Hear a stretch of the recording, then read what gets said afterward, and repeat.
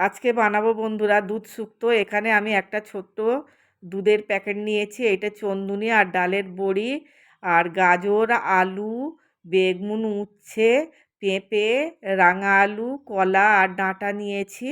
এবারে আমি কড়াইতে তেল দিয়ে বড়িটা ভেজে নিলাম আর উচ্ছেটা ভেজে নিলাম। সর্ষের তেলেই আমি রান্নাটা করব। তেজপাতা আর চন্দুনির ফোড়ন দিয়ে আলু, কলা আর বেগুনটা প্রথমে ভেজে নিয়ে পরপর আমি সবজিগুলোকে এবারে দিয়ে দিচ্ছি। 10 মিনিট ভালো করে ভেজে নেব।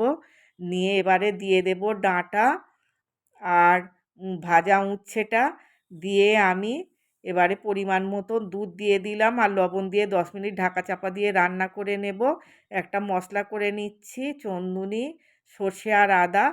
আর সবজি সিদ্ধ হয়ে গেছে, আমি বড়ি আর বাটা মশলাটা দিয়ে দিচ্ছি। গরমকালে এই রকম শুক্তো খেতে সবাইয়েরই ভালো লাগবে বন্ধুরা। সবাই ভালো থেকো, টাটা।